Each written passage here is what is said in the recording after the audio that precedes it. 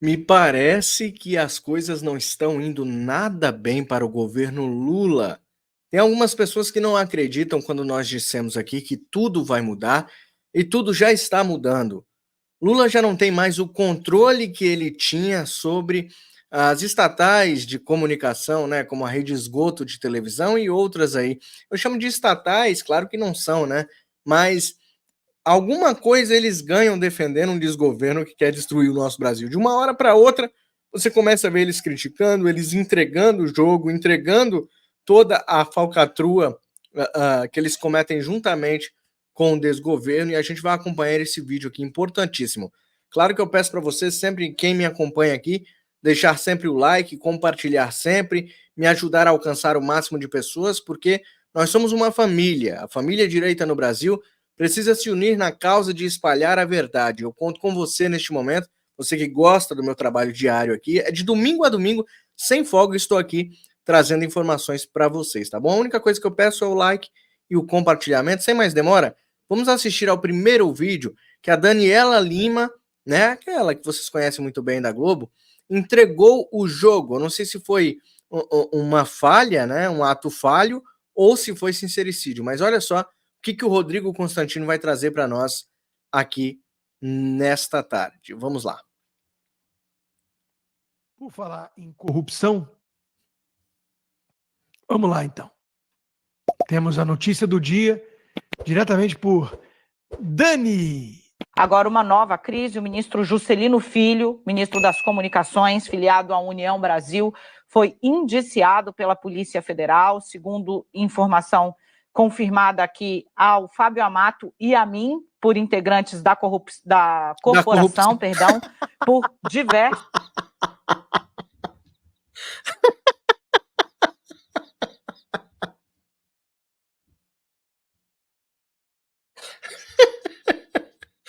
Eu não tinha assistido esse vídeo ainda, eu não esperava.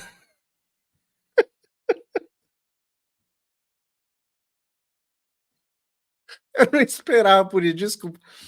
Desculpa, pessoal, dá só uma olhada. Eu vou voltar de novo para a gente acompanhar, vamos lá. Ao segundo informação confirmada aqui ao Fábio Amato e a mim, por integrantes da corporação, perdão, por diversos crimes. O que eu estava aqui, inclusive, era vendo os artigos do Código Penal que o ministro foi enquadrado, a organização criminosa, fraude em licitação, corrupção passiva ou ativa, uma série de apontamentos, foram pelo menos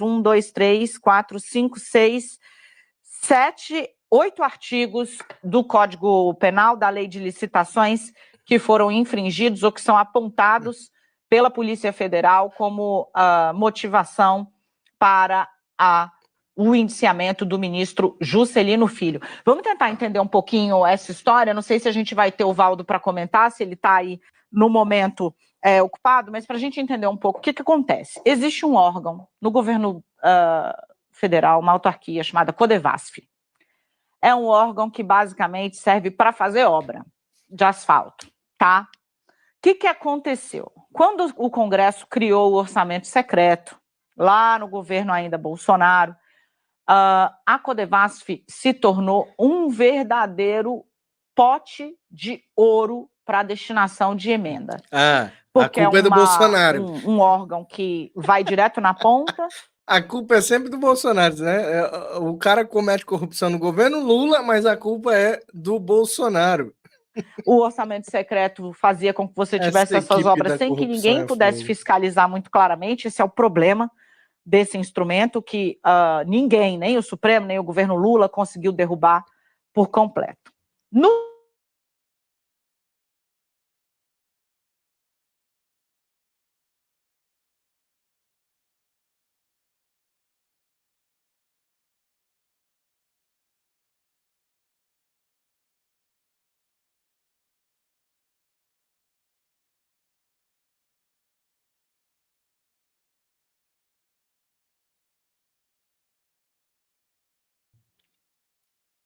Pois é, pessoal, deu uma travadinha, a gente conseguiu retomar aqui e eu vou dar sequência no vídeo, tá? Mínimo crime de corrupção passiva, organização criminosa, fraude na destinação de recursos públicos, ao menos neste momento, são pelo menos 8 artigos dos códigos penal, da lei de licitação, lei de licitações, perdão, que foram citados no indiciamento, segundo me confirmou agora uma fonte. Teve o ato falho ali, né? Corrupção. O Guga Noblar postou essa reportagem dizendo: o ministro de Comunicações do União Brasil é afastado do governo. Quer dizer, eles vão com a narrativa de que o Lula combate a corrupção. Uhum. Não que o Lula voltou a rifar ministério para comparsas, né? Os feudos para o centrão fisiológico. Ao contrário do que fez o Bolsonaro, sem nenhum escândalo de corrupção. E esse ministro está envolto em denúncias e escândalos, faz tempo. Mas o Lula ignorou. Por falar na Dani e em vassalagem, na Globo e companhia, vamos mais um pouquinho com a análise dela sobre o problema de articulação do governo Lula hoje. Vamos voltar aqui, né? Puxar na memória o Lula 1. Foi o que me fez esse parlamentar bastante experiente. Olha o que tinha no entorno do Lula. José Dirceu, que, bom, aí esquece, coloca de lado as condenações, vamos olhar para este cara que é um formulador político ouvido até hoje, tá? Faça o juízo que você quiser, vamos tratar aqui as coisas, cada um no seu quadrado, né? Aqui, julgamentos e tal, e etc. A articulação política foi o cara que fez o Lula em 2003, presidente, ministro da Casa Civil, era todo... Esquece as condenações. Joga na caixa das condenações e fecha. Esquece as condenações. Olhe só para o articulador político José Dirceu. É piada com a nossa cara, né, pessoal? Todo senhor poderoso. Era José Dirceu, Antônio Palocci, Guxiquem, pessoas que o Lula ouvia. Hoje, cada ministério é uma ilha, cheio de projetos pessoais. Um governo frágil, cercado por conflitos que a gente já não consegue mais, Valdo Cruz, esconder. Esconder. Bota ato falho nisso, né? Bota ato falho, mas é com isso que estamos lidando. Produtora de petistas organizou 1º de maio com Lula após captar 3 milhões da Petrobras. O resumo da ópera: o Brasil voltou, né? Aí o Lula compra tapete de sisal por R$71 mil para Planalto e Alvorada. Enquanto isso, no Brasil do governo popular para os pobres, o Hospital do Rio Grande do Norte usa embalagem de bolo como máscara de oxigênio em bebê. Essas são as prioridades desse desgoverno. Vocês viram aí o final da reportagem mostrando que bebês estão usando pote de bolo, né? Aqueles que embalam bolo nos supermercados, para usar como respiradores para bebês.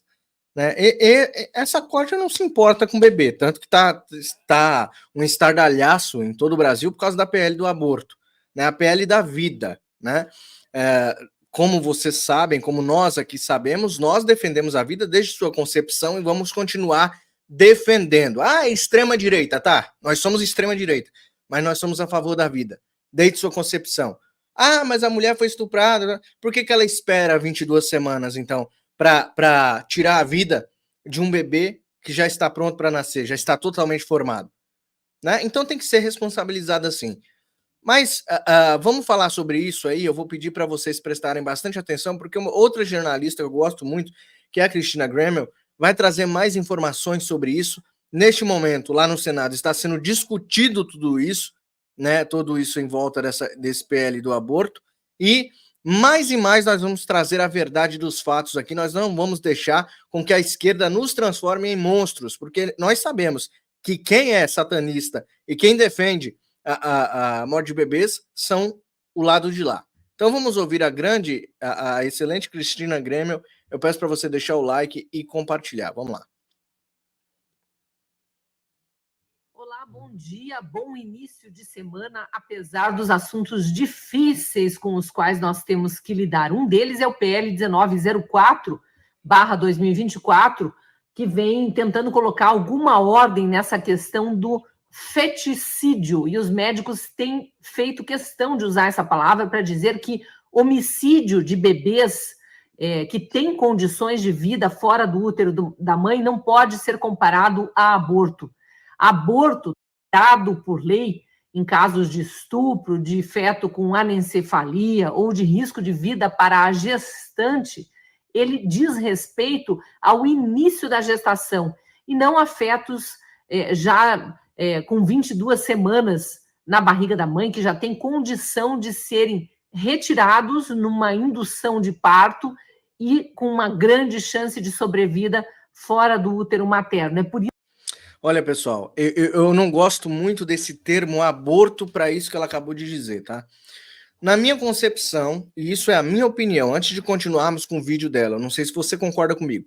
Na minha opinião, esta palavra aborto só pode ser usada quando o aborto for espontâneo, aquele onde a pessoa está esperando, faz chá de bebê e tudo mais, depois perde o filho. Este sim é o aborto, tá? Essa outra forma de tirar a vida do bebê, tá? É outro nome, é um outro nome. Eu digo porque eu sou, assim, ó, minha mãe morreu quando eu tinha 11 meses de idade, ou seja, eu acabei de nascer, a minha mãe faleceu. Não cresci com a minha mãe, com a minha mãe, tá? Fui criado pela minha avó paterna e a minha mãe faleceu, eu não a conheci. Mas a minha mãe, ela não podia ter bebê, e era o sonho dela de ter um bebê. Aí ela me concebeu, né? E isso acarretou vários problemas de saúde nela e ela acabou falecendo, tá? Então, esse termo mãe é uma coisa muito além. Eu não consigo explicar, eu sou pai. Agora, mãe é uma coisa muito além da nossa vã filosofia. Nós não conseguimos explicar isso, tá? Porque eu entendo que uma mãe daria a vida para que um bebê nascesse, tá? Então, esse negócio de aborto, eu acredito que aborto teria que ser aquele espontâneo, quando a mulher não espera ter e, infelizmente, perde o seu bebê. Então, isso é aborto. Essa outra técnica aí, que eles chamam de técnica, né? Para mim, é assassinato. Mas que eles chamam de técnica, isso se chama... Isso tinha que ser outro termo, né? Eu não sei se vocês concordam comigo, mas vamos voltar para o vídeo lá, que eu estou falando demais. Isso que os médicos dizem que matar bebês com 22 semanas já de gestação é equiparável ao homicídio, e isso gerou o projeto de lei do deputado Sóstenes Cavalcante, que vem arduamente defendendo as razões do projeto, depois que o ministro Alexandre de Moraes decidiu legislar mais uma vez, né, o STF se intrometendo em assuntos do legislativo, desrespeitando a independência entre os três poderes e querendo legislar nessa questão para favorecer partido de extrema esquerda que fica tentando vencer no judiciário o que não consegue vencer no legislativo. Exatamente. O ministro Alexandre de Moraes derrubou, inclusive, recentemente, através de uma canetada, de uma decisão única dele, derrubou uma decisão do Conselho Federal de Medicina que proíbe o uso daquela injeção que nem mesmo a medicina veterinária permite em fetos animais. É uma ingestão dolorosa que provoca um desespero no feto, isso está comprovado já por exames, e que o ministro Alexandre de Moraes acha que tudo bem, não há problema nenhum, assim como o PSOL também acha que não tem problema nenhum, o PT acha que não tem problema nenhum, esses partidos de extrema esquerda que são pró-morte e não pró-vida, e ficam se fingindo de bonzinhos, dizendo que é tudo uma questão de saúde pública, de direitos reprodutivos da mulher, fingindo que não há uma vida ali indefesa que precisa ser defendida por nós, os já nascidos.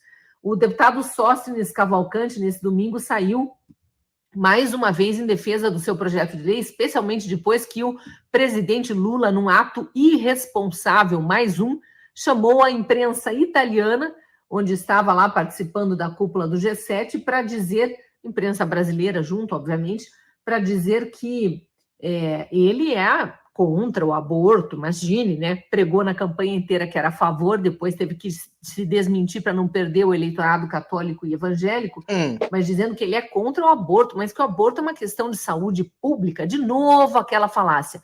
E aqui no Brasil, vários grupos de feministas radicais indo para a rua enganar mais uma vez as mulheres, dizendo que é questão de direito reprodutivo, fingindo que não tem uma outra vida em questão, fingindo que não há um pai da criança que precise ser ouvido, como se tudo fosse uma questão apenas e tão somente da mulher. E dizendo, olha a falácia, criança não é mãe, criança não é mãe, martelando nessa tecla, como se o PL do deputado Sóstenes Cavalcantes fosse para criminalizar crianças estupradas que não poderiam praticar o aborto. Olha, criança nunca vai ser criminalizada no Brasil enquanto estiver em vigor o Estatuto da Criança e do Adolescente. E esse projeto especificamente não é para criminalizar ninguém, não é para criminalizar a gestante, não é para criminalizar criança estuprada, adolescente estuprada, de jeito nenhum. Ele é para defender a vida. E por que eu digo isso? Porque está escrito lá no texto do PL. Um feto com 22 semanas de gestação já pode sobreviver, tem uma chance grande de sobrevida fora do útero. Portanto, o que esse projeto está dizendo é que os médicos que matarem o bebê com 22 semanas podem vir a ser criminalizados com uma pena comparável ao homicídio. Por quê? Porque seria mais lógico eles induzirem o parto prematuramente para que a criança tivesse chance de sobrevida fora do útero, e depois fosse, se este fosse o desejo da mãe, doada para uma família, uma das milhares de famílias que querem adotar bebês recém-nascidos. Então, é muito mais simples e muito menos doloroso para o feto que seja feita a indução do parto em vez da morte prematura dentro da barriga da mãe, até porque, para a própria gestante, há uma dor, e uma dor psicológica, inclusive, de ter que parir um feto morto. Eu queria saber aí, vocês que estão no meu chat, no meu canal neste momento, me assistindo, coloque aí no chat, eu quero saber a opinião de vocês neste momento. Vocês conhecem alguém que fez aborto que é feliz? Coloca aí, eu quero saber, porque se tiver, eu coloco até aqui no especial. Eu não conheço ninguém que fez isso ou que teve um aborto espontâneo que é feliz, ou alguém que fez. Eu não conheço. Você conhece alguém que fez e é feliz? Porque isso ficam sequelas, né? Então, a questão não pode ser, primeiro, confundida, né, com criança não é mãe, essas falácias aí que a extrema-esquerda fica colocando na cabeça de jovens, mulheres jovens, né, que ainda não têm discernimento e têm pouca informação para decidir sobre essa questão. O Congresso está certo, é no Congresso que essa discussão tem que ser feita. O Congresso já aprovou, inclusive, a urgência em função do risco de vida para milhares, se não milhões de bebês que têm condições de viver fora do útero da mãe, e está discutindo. Isso precisa ser defendido por nós que somos pró-vida, até porque o barulho e a discussão embolada feita pela extrema-esquerda está tomando a sociedade. Tem gente já falando que é preciso fazer um plebiscito. Não é questão de plebiscito. Isso é questão de Congresso decidir, e a resposta que o Congresso está dando com esse PL do deputado Sóstenes Cavalcanti é ao STF, que está usurpando o seu espectro de atuação e querendo legislar quando ele não é legislador, e sim apenas julgador. Vamos, de novo, colocar cada um no seu quadrado e a sociedade muito atenta, permitir que os nossos parlamentares votem esse PL, votem o quanto antes, modifiquem o Código Penal e façam isso valer. E só para finalizar, a questão que o próprio presidente Lula vem trazendo e a extrema-esquerda vem trazendo, esse PL não é para comparar a pena do estupro com a pena do médico que comete o crime de aborto de fetos, portanto, comete homicídio de fetos depois da 22ª semana. Se querem aumentar a pena para estuprador, a sociedade tem que entrar nessa discussão também. Aliás, Ao criticar a declaração irresponsável do presidente Lula, mais uma vez, o deputado Sóstenes Cavalcante, que é o relator desse projeto, fala o seguinte, que vamos debater o aumento da pena para estupro. Eu quero ver se o PT, isso palavras dele, eu quero ver se o seu partido, o PT, né, de Lula, vai defender aumento de pena de 30 anos para estupradores. Não espere isso, não espere, eles nunca vão fazer isso. Infelizmente, o projeto deles é realmente tirar de jogo as crianças. As crianças só podem nascer se forem nas passeatas. Só pode nascer criança se for trans ou se ir nas passeatas. Parece que é esse que é o objetivo deles. Se não for criado uma família tradicional, então é melhor que seja abortada, né? Olha, são endemoniados, essa que é a verdade. Porque os deputados estão a fim de discutir isso também, colocar essa discussão em paralelo, já que a alegação da esquerda para permitir o assassinato de bebês de 22 semanas no ventre de suas mães é a de que a pena ficaria maior para quem comete esse assassinato do que para os estupradores. Então vamos discutir o aumento da pena para estupradores. 30 anos para estupradores e 20 anos, que é o crime de homicídio, para quem mata bebês com 22 semanas, que são perfeitamente viáveis fora do útero materno. Cris, a gente poderia aprender algumas coisas com El Salvador e com Bukele no que tange a segurança pública. E é simples, vamos lá. Imagine você, hoje um cidadão preso em El Salvador, ele vai cumprir a pena na íntegra, integralmente. O que significa? Condenado a 20 anos de cana, com alguns outros comentários necessários. Vai receber bermuda, camiseta, uma toalha e um lençol. Não tem colchão ou travesseiro. Beleza? Luzes acesas na cela 24 horas por dia. Celas para 80 a 100 presos. Não tem visita da família, não tem visita íntima, não tem saidinha, não tem progressão da pena, ou seja, ele é bonzinho, 1/6 da pena. Não existe isso. O que aconteceu em El Salvador? Diminuiu a vontade daquele bandidinho de roubar, porque ele sabe que se ele for para a cadeia, não sai mais. Não sai mais.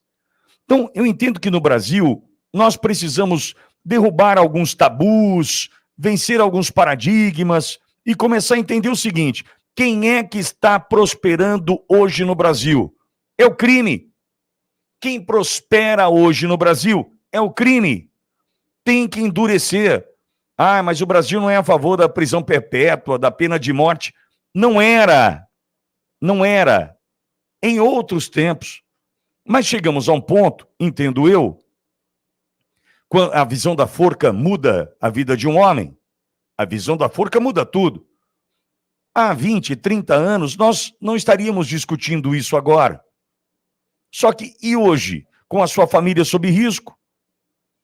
Sua filha que não pode ir a pé para a escola, voltar a pé para a escola, se estuda longe ou mora fora, teu coração está aí apertado, com medo, não sabe do que vai acontecer. Isso é certo? Mas o que está acontecendo no Brasil? É certo que está prosperando no Brasil a bandidagem. Nesse momento a gente precisa virar o jogo. Virar o jogo, meu querido Pitoli, é a palavra correta. Correto. Nós precisamos virar a chave, virar o jogo. A gente precisa vencer essa batalha. E a gente só vai conseguir vencer essas batalhas contra esse desgoverno e contra essa seita maligna que é a esquerda, se a gente começar a distribuir a verdade. Cuidado com o que você posta, cuidado com o que você compartilha. Há muitas mentiras nas redes sociais. Tomem muito cuidado. É por isso que eu filtro, eu trago aqui as mensagens a vocês, que eu acho que é relevante para o Brasil e que nós iremos ganhar dentro das 4 linhas da Constituição sempre. Sempre com ordem e decência, com a verdade. Com a mentira é ao lado de lá que trabalha. Tá? Então eu peço para você deixar o like, compartilhar, coloca aqui Bolsonaro, o melhor presidente do Brasil, para eu saber que você chegou até o final dessa live. Agradeço a todos que passaram pelo chat. Um beijão para a vovó Luzia aí, um abração para o meu querido Ataíde, o Joaquim, a Mara, a Blenda, que sempre me ajuda aqui. Deus abençoe grandemente sua família, Deus abençoe o nosso Brasil, a nossa nação. Até breve.